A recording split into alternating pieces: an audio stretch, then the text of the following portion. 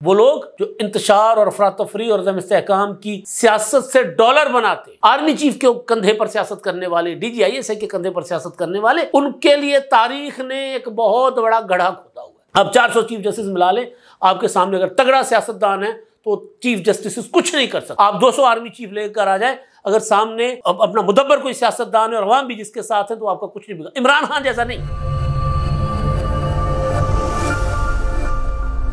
अस्सलाम वालेकुम, मैं इमदाद। सुन लो ना, हुकूमत को बहुत ज़्यादा खुश होना चाहिए और ना ही तहरीक इंसाफ को खौफज़दा या बहुत ज़्यादा मायूस होना चाहिए। मामला है जस्टिस यहिया आफरीदी के तकर्रुर का बतौर चीफ जस्टिस पाकिस्तान। उन्होंने तकर्रुर कबूल भी कर लिया, मुबारकबाद उनको मिली और मुबारकबाद उन्होंने कबूल भी कर ली। आज उन्होंने मुलाकातें की हैं मौजूदा चीफ जस्टिस जस्टिस काजी फ़ायज़ ईसा साहब से और सीनियर मोस्ट जो जज हैं जस्टिस मंसूर अली शाह साहब से। उनके चैम्बर्स में जाकर उन्होंने मुलाकातें की हैं। कल रात गए, उनके तकर्रुर का फ़ैसला हुआ, यानी 22 अक्टूबर के इख्तिताम से पहले पार्लिमानी कमेटी ने उनके तकर्रुर का फ़ैसला किया और आनन फानन वज़ीर आज़म ने और सदर ने उसकी मंजूरी दे दी और उनको नोटिफाई कर दिया गया चीफ जस्टिस। और 27 तारीख को वो चीफ जस्टिस का हलफ उठाएंगे। तहरीक इंसाफ का इसमें बहुत बड़ा किरदार है, यानी जस्टिस यहिया आफरीदी साहब को चीफ जस्टिस बनाने में तहरीक इंसाफ का बड़ा किरदार है। JUIF और पीपल्स पार्टी से ज़्यादा, मुत्तहदा कौमी मूवमेंट से ज़्यादा, अगर मैं ये कहूँ कि जितना किरदार मुस्लिम लीग नून का है उतना ही किरदार तहरीक इंसाफ का है, तो गलत नहीं होगा। मैं आगे चलकर तहरीक इंसाफ ने कहाँ कहाँ सहूलतकारी की जस्टिस यहिया आफरीदी को चीफ जस्टिस बनाने की, उस पर मैं आपको डिटेल से आगाह करूँगा। और तहरीक इंसाफ ने जस्टिस यहिया आफरीदी का तकर्रुर तस्लीम भी कर लिया है, सिवाय हामिद खान साहब के, जो एक बड़ी तहरीक चलाने की कोशिश कर रहे हैं और वो इस्लामाबाद से लाहौर पहुँचे। क्योंकि जस्टिस यहिया आफरीदी का जो तकर्रुर है बतौर चीफ जस्टिस, उसको मुल्क भर की तमाम बार एसोसिएशन, तमाम बार काउंसिल्स ने उनको जो है वो क्या कहते हैं, उसको खैर मकदम किया है उसका, सिवाय चंद के। अगर मैं ये कहूँ कि 90% से ज़्यादा वकला तंजीमों ने खैर मकदम किया है जस्टिस यहिया आफरीदी के तकर्रुर का, तो ये गलत नहीं होगा। तो इस सारे मामला पर बात करने से पहले, क्योंकि आज 23 अक्टूबर है और आज बरसी है बेगम नुसरत भुट्टो की, मादरे जमहूरियत की, जिन्होंने बड़ी कुर्बानियाँ दी ज़िया-उल-हक के मार्शल लॉ के ख़िलाफ़। उन्होंने लोगों को सड़कों पर निकाला, मोटिवेट किया, वो थी। और उनकी साहबजादी मोहतरमा बेनज़ीर भुट्टो शहीद थी और उन्होंने आमरीत का मुकाबला किया था। फिर उन्होंने अपने शोहर की कुर्बानी दी, अपने 2 बेटों की कुर्बानियाँ दी। फिर मोहतरमा बेनज़ीर भुट्टो शहीद जैसी अजीम लीडर जो उनकी बेटी थी, उनको भी उनकी ज़िंदगी में शहीद कर दिया गया। लेकिन तब तक वो जो बेगम नुसरत भुट्टो साहबा थी, वो अपने होशो हवास खो चुकी हुई थी, एक ज़िंदा लाश बनी हुई थी, तो उनको भी एक तरह से शहीद ही कहा जाता है।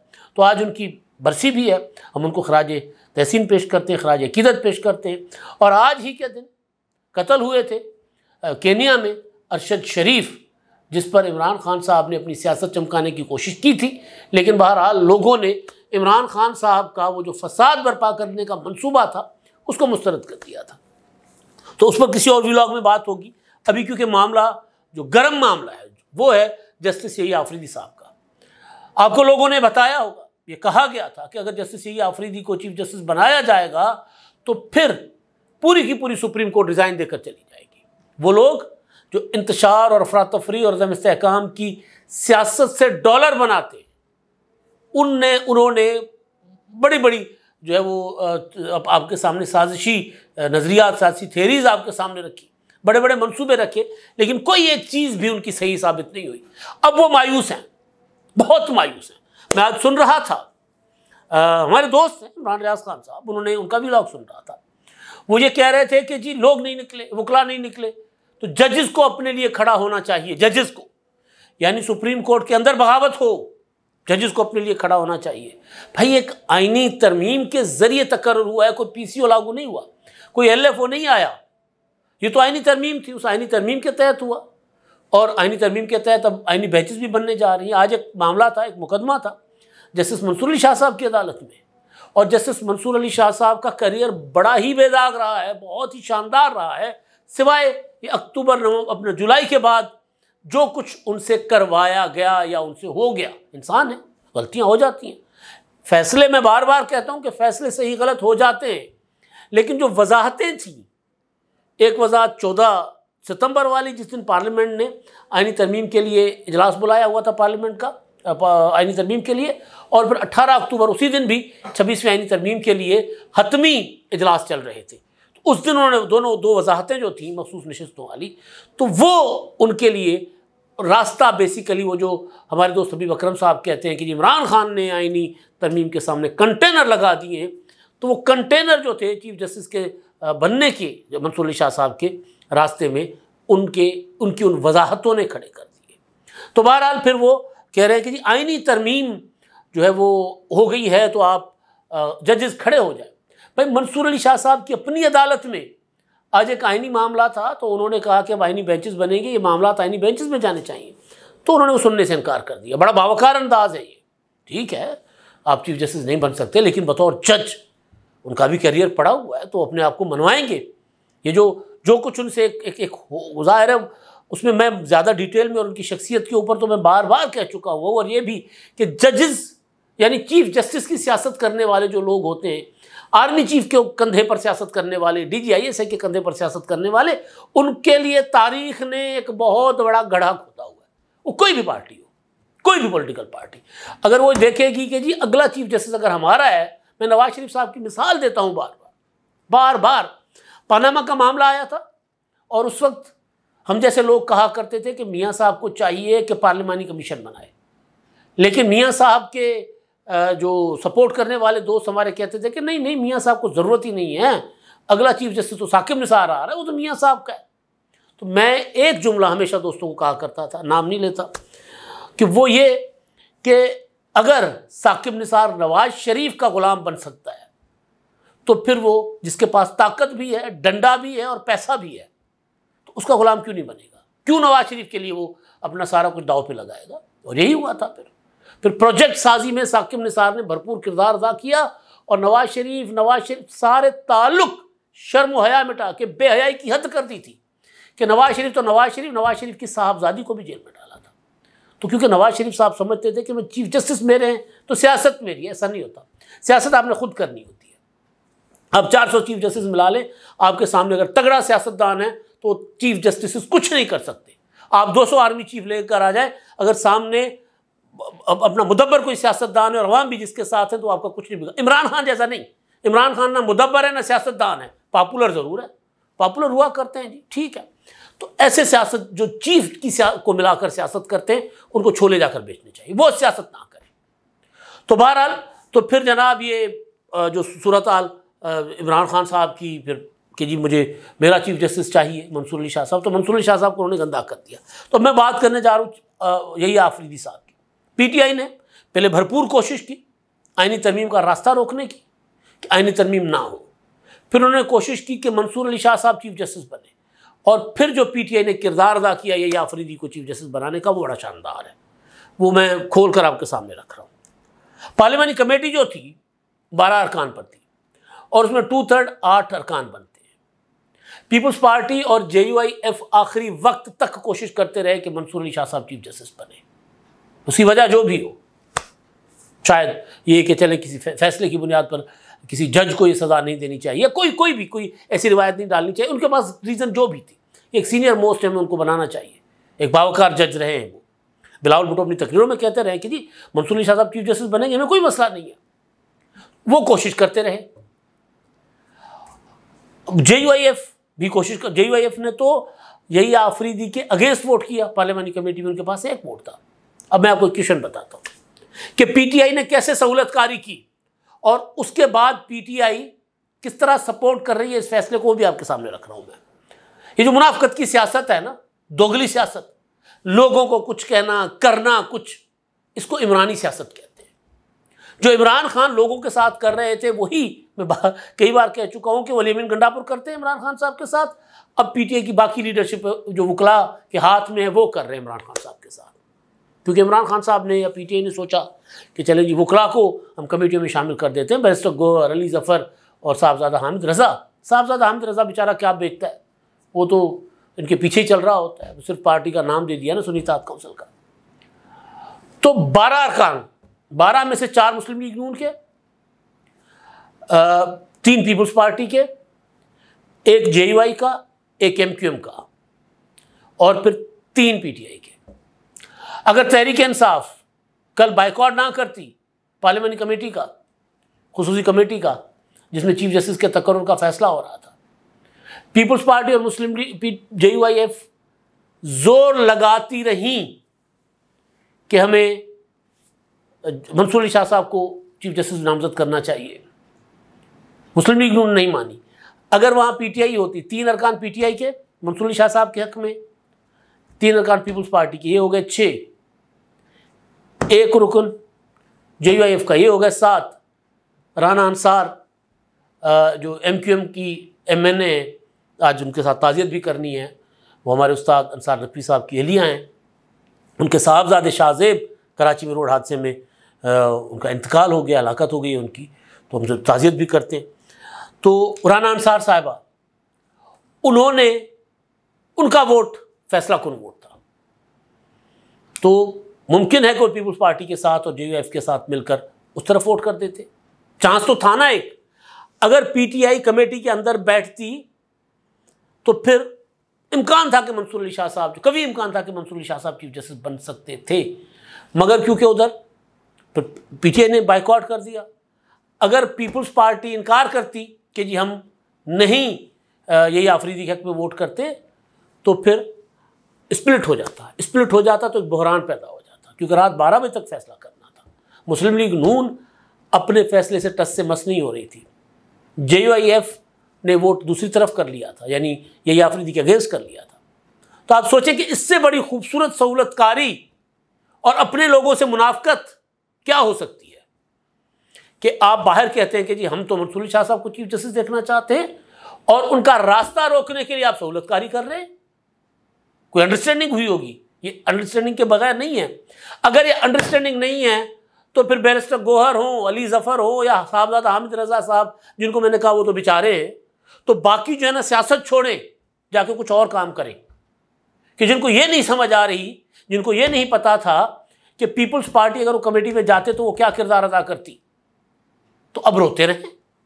लेकिन एक चीज़, कुछ दोस्त जो खुश फहम हैं यही आफरीदी साहब को लेकर, मैंने यही आफरीदी साहब के मामले पर इस्लामाबाद के जो दोस्त थे सहाफ़ी, उनसे बात बड़ी बार बात हुई है, अब भी हुई है। यही आफरीदी साहब जो हैं उनके बारे में कि वो किस तरह के जज हैं, तो कहा जाता है कि वो जज हैं, और अगर बंदा सिर्फ जज हो और अगर कोई ये समझता है कि जी उसको क्योंकि हमने लगाया है और हमारा एहसानमंद रहेगा, तो ये गलत फहमी निकाल दें। यही आफरीदी साहब आइन से एक कदम आगे जाते हैं ना एक कदम पीछे, कानून के मुताबिक फैसला करते हैं जो आइन और कानून में लिखा होता है। वो मंसूर अली शाह साहब का जो मखसूस नशिस्तों का फैसला था, उसमें उनकी राय ना मंसूर अली शाह साहब वाले 8 जो अक्सरियती था फैसला ना उसके साथ थी, और ना चीफ जस्टिस साहब वाले फैसले के जो तीन अक़लियती फैसला था ना उसके साथ थी। उन्होंने 5 वाला, उन्होंने अपना एक अलग से इख्तलाफी नोट लिखा था, और वो नोट ठीक कानून और कानून के उसके अंदर था। कोई अगर ये समझता है कि यही आफरीदी के सामने अगर कोई ऐसा मामला आता है जो इस्टेब्लिशमेंट और हुकूमत चाहती है कि जी वो हमारे मुताबिक होना चाहिए, फ़र्ज़ कर लेते हैं इमरान खान साहब को निचली अदालतों से सज़ा हो जाती है, Islamabad high court, Lahore high court, Sindh high court, जो भी हाई कोर्ट्स हैं उनसे वो सज़ाएँ बरकरार रहती हैं और मामला आता है सुप्रीम कोर्ट में। तो कोई अगर ये समझता है कि जी वो यही आफरीदी साहब जो है वो ये देखेंगे कि इस्टेब्लिशमेंट क्या सोचती है, हुकूमत क्या सोचती है, और उनकी सोच के मुताबिक फ़ैसला करेंगे, तो ये गलत फहमी सारे निकाल दें। किसी भी मामले में जो अब सुप्रीम कोर्ट की जुरिस्डिक्शन है उसके मुताबिक कई हज़ारों मामला आ सकते हैं सुप्रीम कोर्ट में, और उनमें वो फैसला करेंगे जो आइन और कानून के मुताबिक होगा। हुकूमत इस्टेब्लिशमेंट जो चाहे मर्जी कर ले। दूसरी तरफ पीटीआई वाले, जो मैंने कहा कि उनको बहुत ज़्यादा मायूस होने और खौफजदा होने की ज़रूरत नहीं है, उनको बहुत ज़्यादा रिलीफ मिल सकता है, बहुत ज़्यादा रिलीफ मिल सकता है। देखिए, वो जज कंप्रोमाइज़ होता है जिसकी पसंद नापसंद होती है सियासी। साकिब निसारी इसी वजह से कंप्रोमाइज़ हो गए थे। मंसूर अली शाह साहब डामाडोल हो गए थे ना, काबिल एहतराम जज है, मैं बार बार कह रहा हूँ कि उनका शानदार करियर रहा है, डामाडोल हो गए थे।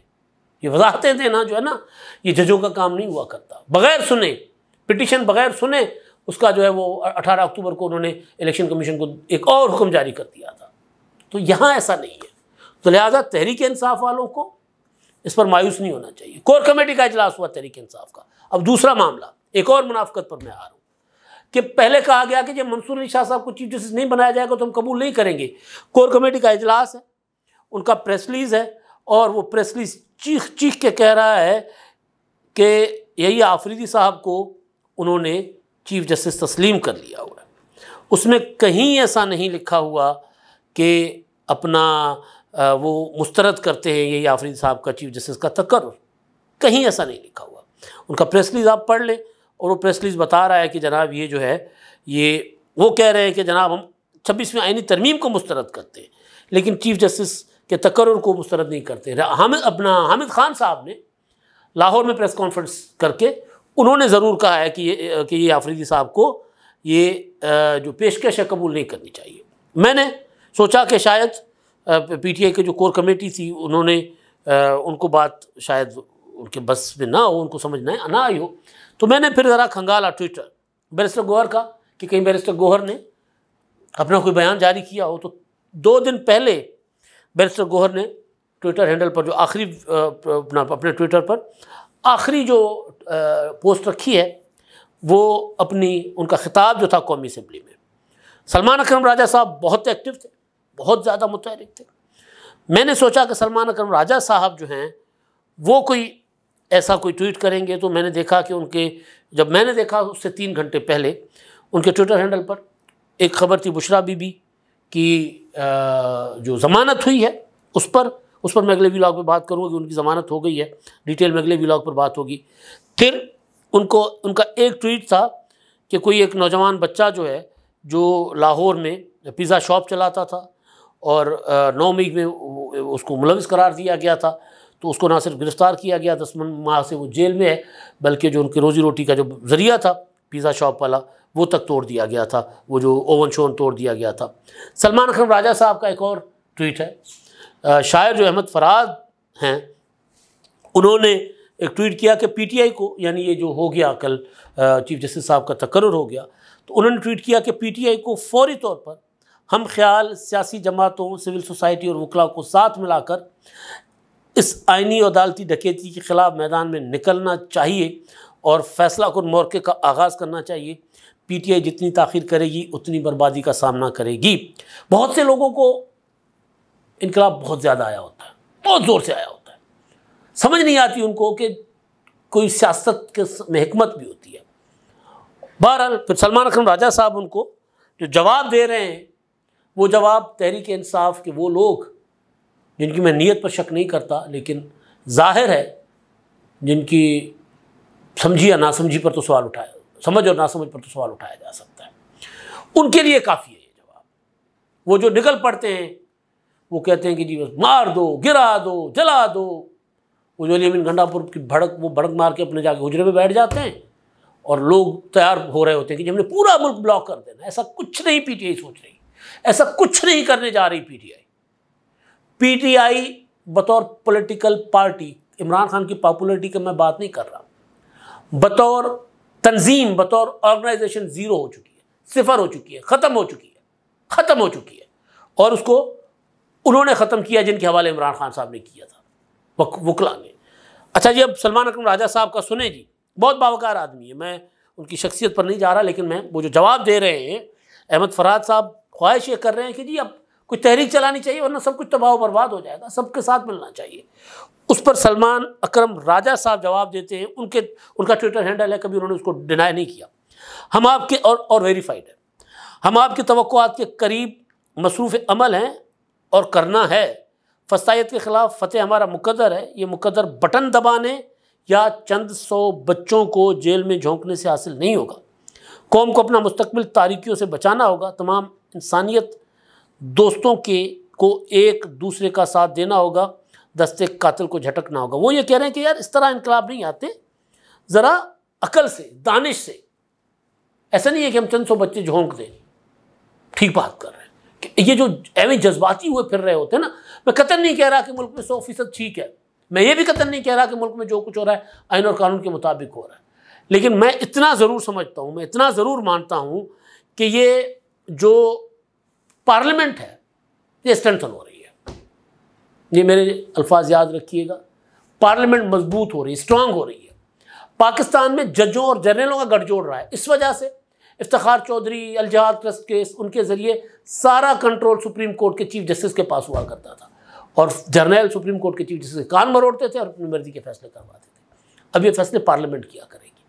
तो जब पार्लियामेंट फैसले करती है तो उससे खैर ही निकलती है। तो ये लोगों को बहकाया जा रहा है कि जनाब ये पार्लियामेंट क्यों तरमीम कर रही है। तरमीम के ख़िलाफ़ हम बात कर सकते हैं, लेकिन पार्लियामेंट ये तरमीम कर सकती है, उसका राइट है।